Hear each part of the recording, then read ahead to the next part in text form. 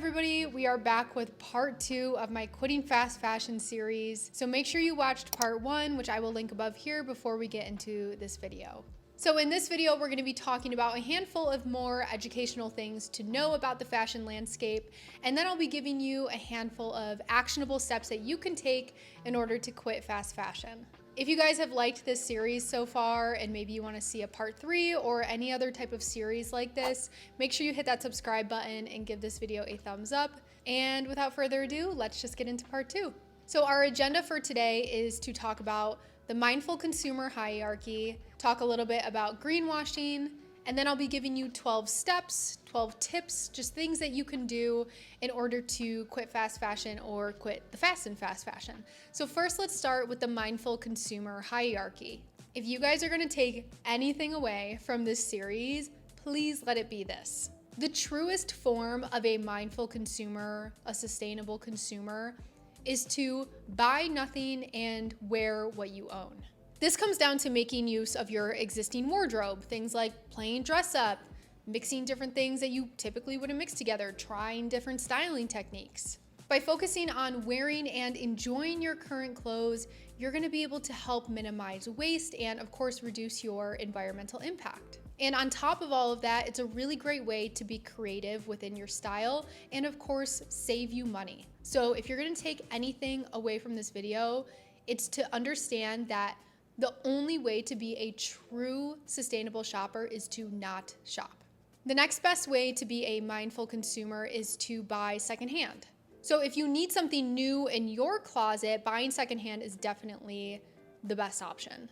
It helps extend the lifespan of the specific item. It reduces the need for new production, and it helps lower the environmental impact. Secondhand shopping is also generally more cost effective, and you can find some really great unique pieces that wouldn't be found elsewhere. And then the last best way to be a mindful consumer is to shop sustainable brands. Brands that are prioritizing eco-friendly materials, fair labor practices, and ethical production methods. By supporting sustainable brands over fast fashion brands, you are helping drive demand for better practices within the fashion industry. And it also just helps you get better aligned with brands and companies that align with your values a little bit more. So this hierarchy is something that I really like to lean on every single time I feel the urge to buy something new. The most important thing to understand is that playing dress up and trying new styling techniques in your existing wardrobe will help you scratch that itch that is making you want to shop.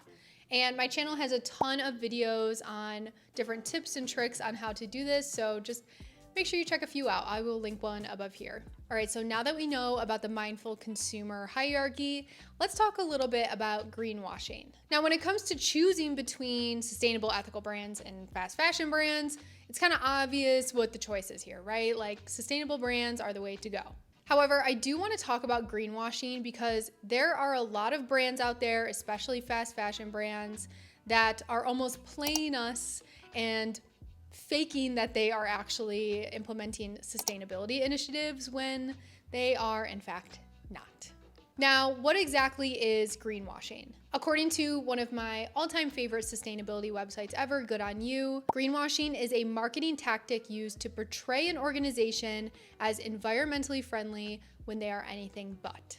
Now, a ton of fast fashion brands have been accused of this, from H&M to Zara to Lululemon. Like, I'm sure you guys have probably seen H&M's Conscious Collection or whatever it's called. Like, that is a form of greenwashing. I'm gonna link an article below in the description for you guys to read a little bit more about the specific brands that are greenwashing and exactly what they're doing and why it is considered greenwashing. And on this list, there are so many fast fashion brands that are like attempting to be better, but just aren't. So do with that what you will. However, I do believe that there's a big difference between fast fashion brands that are greenwashing and sustainable brands that are actively working towards a better future, but maybe just aren't 100% there yet. After working in the fashion industry and seeing how slow change is all of the time, I think it kind of just means that true change is just going to take time. At the end of the day, if you are quitting fast fashion for once and for all, it means that you do have to put in effort to find brands to support that do align with your values and your morals and your standards. You have to be informed and you have to make your own choices. So definitely read that article below on greenwashing just so you could get an even better idea of identifying greenwashing and, of course, like I said, just making the best decision for you. Keeping in mind, of course, everything that you have already learned in these 2 videos. All right, so now I want to get to the bulk of this video, which are the actionable steps that you can take to break up with fast fashion. Now, I have a lot of tips here. Take what works for you, leave what doesn't. However, if you guys do want to see a full video on any of these points, just let me know in the comments. All right, so the first step to quitting fast fashion, breaking up with fast fashion, etc., is something you need to do on social media. And that is to unfollow any fast fashion brands, any fast fashion influencers, and also unsubscribe from fast fashion emails. Out of sight, out of mind. If these things are not on your radar, there is a less likelihood that you will be tempted to buy. I deleted my Instagram, I think coming up on 3 years now, and I saw a significant decline in my impulse buying and things like that after I deleted it because I wasn't exposed to like all these buying temptations from brands that I liked and influencers that I liked and stuff. I'm not saying you have to quit social media. I'm just saying do yourself a solid and unfollow some people. Now, to make your social media even better, I highly recommend taking a look at any of these influencers that you'll see on the screen here. They are sustainable influencers, mindful consumption influencers, zero waste influencers, and they're just gonna help you be even better. So make sure you give them a follow. My next piece of advice is to rely on Good On You for brand research. So I mentioned Good On You a little bit earlier in the greenwashing section, but it is hands down the best platform to rely on to see how a brand is rating amongst the sustainability scale. So the rating analysts at Good On You go through every individual brand. They analyze every piece of publicly available information when it comes to certain brands' ethics and sustainability initiatives, when it comes to the planet, animals, people, things like that. And then you can make a choice whether that brand is for you or not. Now, of course, any type of fast fashion brand is gonna be low on the scale. Like, there's just no way. There's no way. But if you are researching a sustainable brand and you just wanna see if it aligns with your standards or your ethics or not, I recommend Good On You. They also have an app that I recently downloaded and I really like it, so highly recommend. My next piece of advice is to either shop local or shop secondhand if you are looking to purchase new items. I'm not saying it's a bad idea to shop sustainable brands, obviously, like going back to the mindful consumer hierarchy, it's an option once you go through the other options, of course. But by shopping local, you're able to support small businesses, and by shopping secondhand, you're able to reduce the environmental impact and expand the lifespan of certain items. And if you're somebody who is interested in secondhand shopping, specifically thrifting, if that's something you're interested in, but maybe you're feeling a little intimidated by the process, I have a video above here that is all about my favorite thrifting tips, so make sure you check that out and it will give you a hand. My next tip is cost per wear analysis. This is where you divide the number of times you think you'll wear an item with the cost to see the actual cost per wear. So a good example of this for me is my trusty white t-shirt that I bought for $30 a few years ago. If I, let's say, have worn it at least once a week, that's 52 times just within the past year, and the cost per wear is like in the pennies.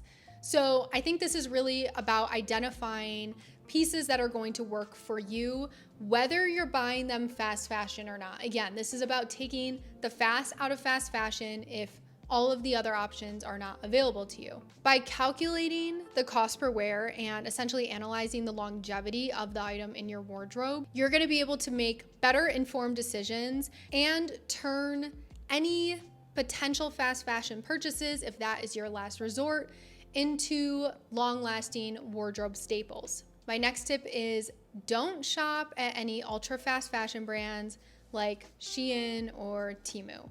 Now listen, I know all fast fashion brands are the same, okay? There's just something about these brands that I hate. It is my opinion that shopping at places like Shein or Temu whatever it's called, you don't have any option to find anything above quality, okay? There is not an option for you to receive a Shein package and for it to be a high quality piece. That is just my opinion. And frankly, I think my opinion is right. So my next tip actually goes into what I just said, which is to shop fast fashion in person to assess the quality. So obviously online you can tell fabric content, which I will mention in a few minutes. Actually, I think that's the next thing I have to mention. But in person you can check the fabric. Is it lined? Does it feel high quality to you? How does it feel against your skin? Is it something that you could see lasting through the wash? Look at the item. Are there threads that are hanging off? Is the stitching straight? Are the buttons cheap plastic or are they like a nicer metal? How's the zipper on the fly? Like, there are so many details. You guys should see me when I'm shopping. Like, there are so many details that I look at where I'll be like, okay, like I will look at every single detail, especially because I worked in production, I worked in fashion design just for a little bit. So I know all of these things to pay attention to, and it's really not that hard. Just examine the item and let the flaws be a decision maker for you. If there are so many flaws, if it's not gonna last, it's not for you. All right, so that actually goes into my next point, which is pay attention to materials, specifically by avoiding synthetics and placing more importance on natural materials. So when it comes to natural fabrics, you wanna look for things like cotton, linen, silk, wool, hemp, things like that. So when it comes to fabric, it's definitely a little bit of a sticky subject just because there are so many different things to consider with every single fabric. Like, for example, natural fabrics are great because they are more breathable and they are generally sourced better, produced better. That's a very big generalization, but I'm just painting with a broad brush for a second. But then we have things like how much water it takes just to make one t-shirt, and also the ethical concerns when it comes to animal-made products. So things to consider for that. And then when it comes to synthetic products like polyester and acrylic, I find them to be not breathable, not comfortable for my skin. I always prefer to buy natural. I'm always going to encourage you to purchase natural fibers above synthetic, just because I think the general pros are better than synthetic fabrics.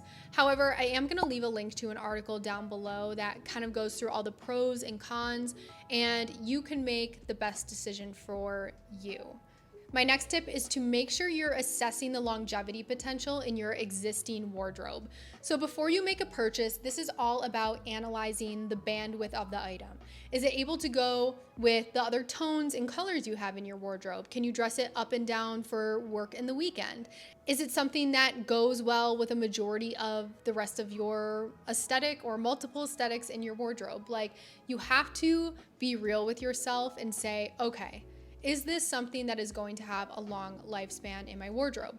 Again, this is the same whether you're shopping fast fashion or you're shopping sustainable brands. Longevity is key. I think I've said that 400 times, but it really is so important.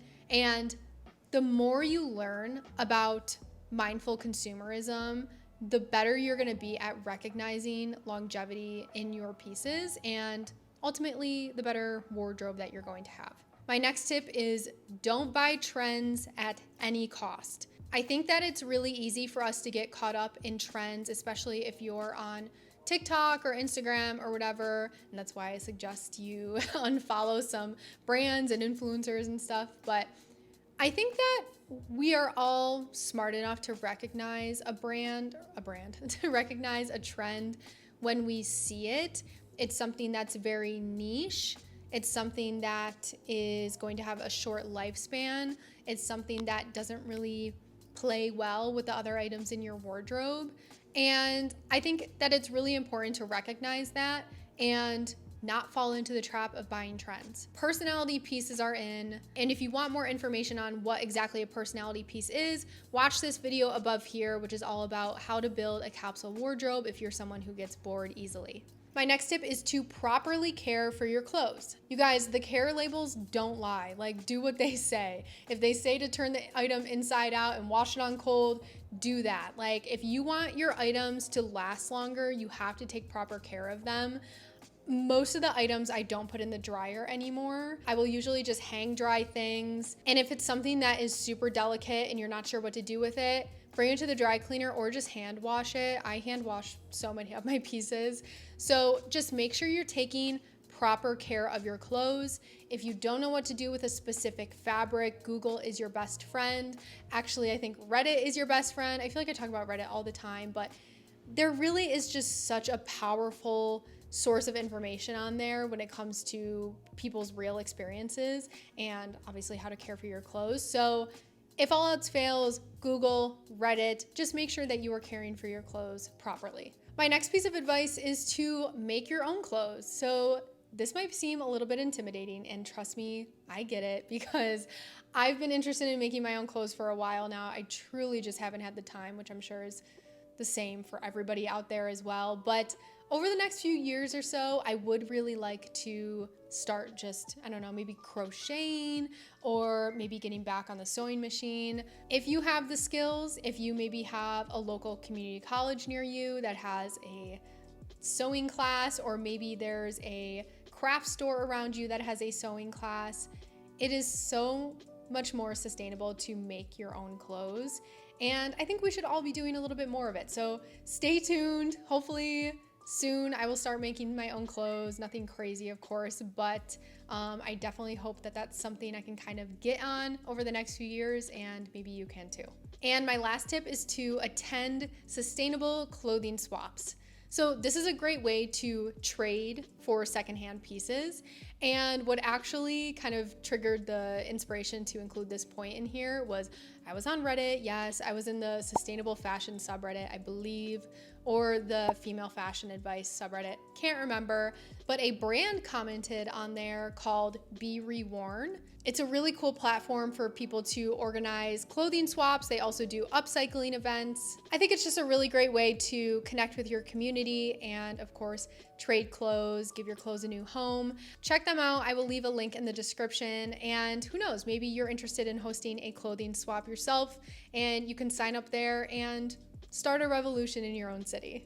All right, you guys, those are all the tips that I have for you, and this is the end of the two-part series, How to Quit Fast Fashion. Thank you so much for taking the time to watch this. It was such a treat to research and to honestly expand my own knowledge and teach you as well. So thank you so much. I would love to hear your opinions, your thoughts in the comments down below. I would also be happy to make any additional videos on any other subjects that you may have. So let me know in the comments down below. Thank you so much for watching. I really mean it when I say I'm so appreciative of your support.